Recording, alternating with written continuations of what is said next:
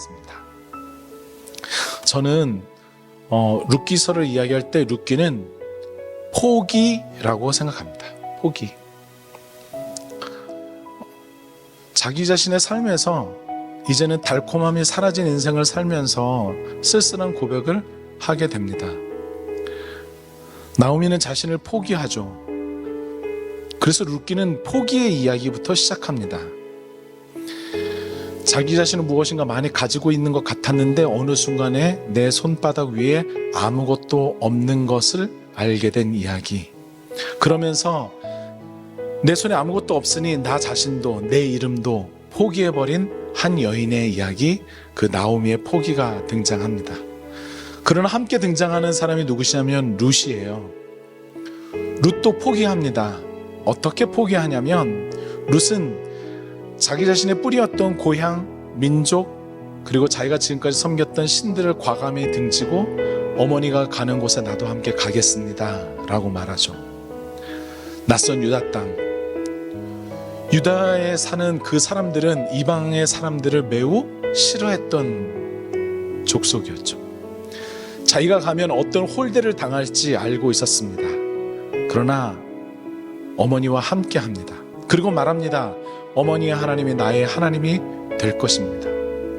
룻은 자기가 살아야 할 삶의 터전, 그리고 누가 보아도 괜찮을 만한 선택지, 이 모든 것을 포기합니다. 그런데 성경은 룻의 포기를 통해 새로운 관계를 열고 새 믿음을 열고 새 미래를 열어갑니다. 또 한 사람의 포기가 등장하는데 그건 보아스의 포기입니다.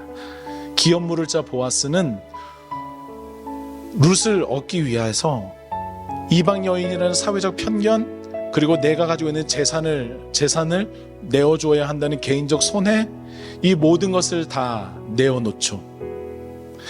그렇게 자기 자신의 많은 기득권을 포기한 결과 룻과 나오미라고 하는 상한 생명, 상한 영혼을 얻게 됩니다. 그리고 그들을 안전한 곳으로 옮겨 놓죠. 계산하지 않는 사랑, 내 것을 포기할 수 있는 그 사랑의 이야기가 보아스를 통해서 있게 됩니다. 그런데 룻기에는 보아스나 룻과 다른 포기한 사람이 있습니다. 그 사람이 누구냐면 이름도 등장하지 않는 익명의 기업 물을 자의 포기입니다. 원래 룻에 대하여 룻을 먼저 보호했어야 할 한 사람이 등장하죠. 그러나 그는 포기하지 않습니다. 자기 자신의 재산을 포기하지 않고 기업 물을 자가 되기를 선택하지 않죠. 내가 룻을 대신해서 기업 물을 자 될 것이다 라고 하는 이것을 포기합니다. 두려움에 내려놓은 그 포기가 알고 보면 축복의 자리를 내어놓는 포기가 되고 말았죠. 하나님은 룻을 통해서 그 백성들에게 또 그 가족에게 복을 주셨기 때문에 그렇습니다. 그래서 룻기는 같은 포기라도, 같은 내려놓음이라도 하늘과 땅 차이로 벌어지는 이야기를 우리들에게 알려줍니다. 룻과 보아스의 포기는 다른 사람들은 생각하지 못하는, 또 다른 사람들은 이해할 수 없는 포기였음에도 하나님이 그 포기의 선택 가운데 하나님의 은혜가 더하여지고, 그러므로 말미암아 룻과 보아스의 포기는 포기가 아니라 새로운 시작이었다라고 하는 겁니다.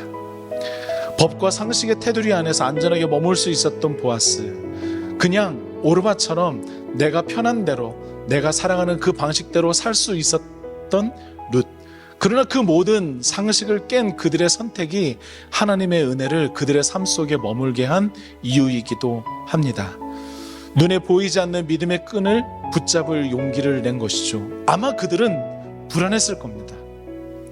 내 고향 모압을 떠나 베들레헴으로 가는 룻은 불안했을 것이고, 그리고 이방 여인을 아내로 받아들이고 또 그 여인을 위해서 많은 재산을 소비해야 된다는 것에 보아스는 불안했을 수도 있습니다.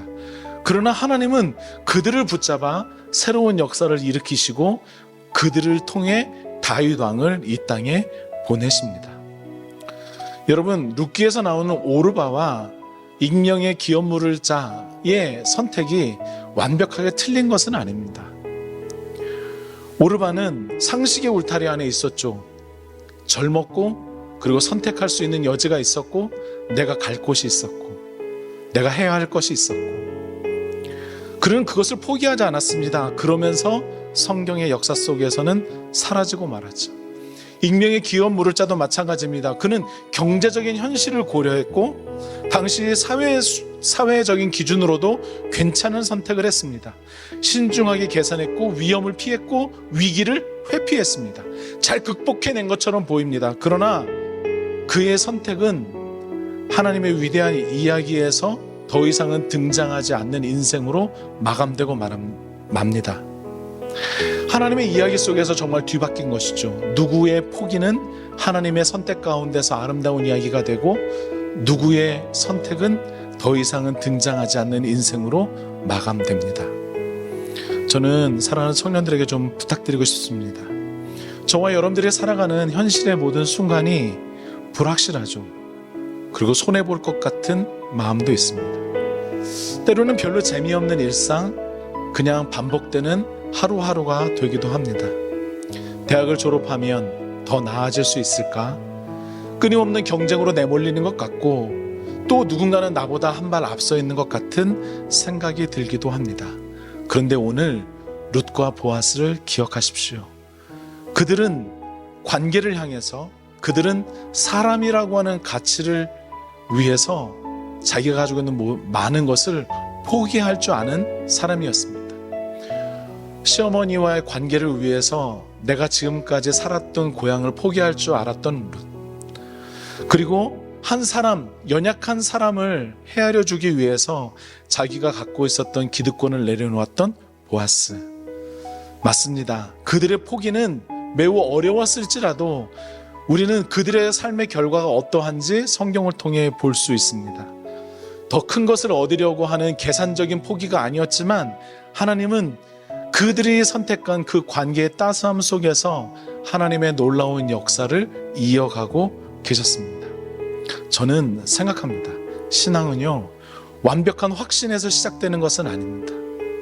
조금은 불안하고 조금은 두렵지만 그러나 저와 여러분들이 관계 그리고 사람, 그 두 가지 큰 키워드를 우리들이 붙잡고 있다라고 한다면 관계를 세워가고 사람을 세워가고 서로를 보듬는 우리 안에서 하나님의 역사가 하나 둘씩 이루어져 갈 것이라 생각합니다.